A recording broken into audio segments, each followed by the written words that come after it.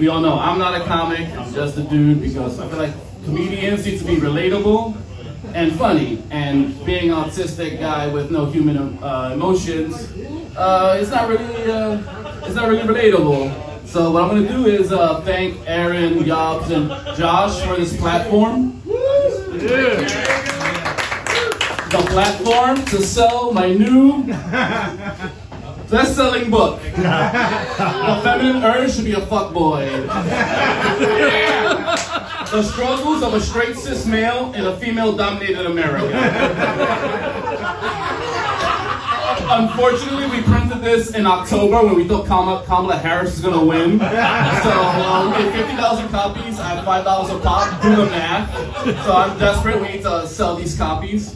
I was literally, the plan was, I was just gonna go on all these MAGA podcasts and Fox News and pretend to be oppressed. And I was gonna go on all these, these podcasts that I believe are the reason why we have the male loneliness epidemic. I was gonna say dumb shit like, oh God, because of feminists nowadays, you can't even pressure a woman into sex anymore without it being frowned upon. So now, let me classy this joint up by reading some passages from my book, The Feminine Urge to be a Fuckboy. Coming soon to Amazon, hopefully. Chapter 1. A ghetto small wonder scenario.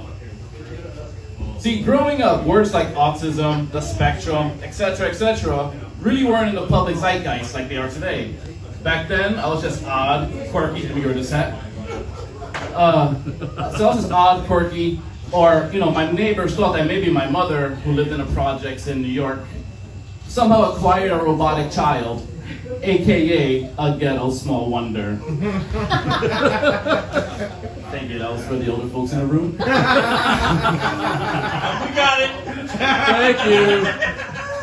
All right, so when I was young, I posted on Instagram, my teenage picture. I looked like I was 8 years old when I was in high school. Rich remembers.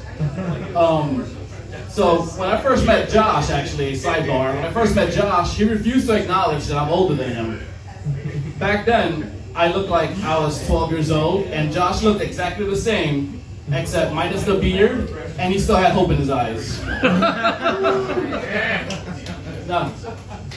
Now, being in your 20s and looking like you're 13 is really hard to date.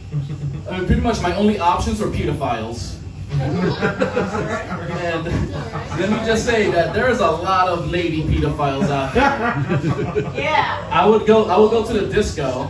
Yeah, the disco. And these older ladies would always come up to me. You're too young to be here. Aren't you a little too young to be here? You're not old enough to drink, are you? Can I buy you a drink?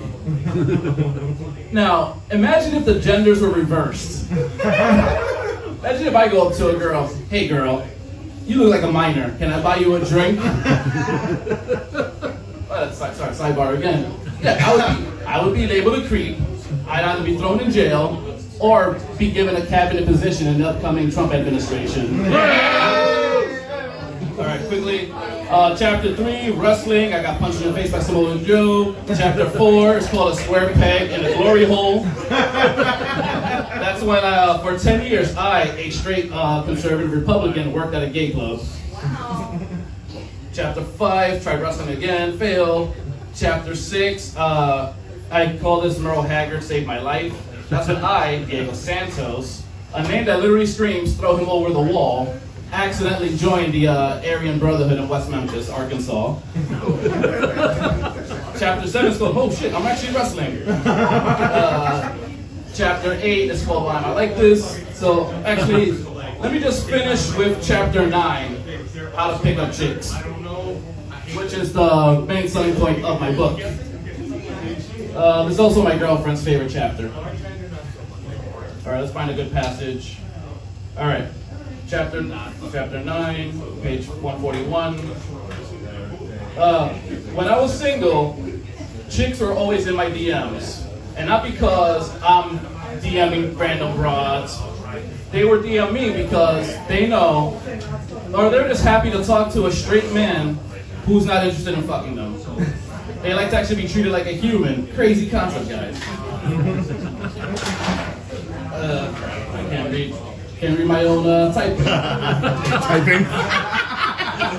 When you're pushing 50, you do need reading glasses. So, long story short, I used to always go on dates with two types of girls. Girl number one, after date one, she wanted to get married. Date number two, they were just curious about the stereotype. The stereotype of, dating a robotic, autistic dude. And we like to call that stereotype. They want to know if we have what they call sexual retard strength.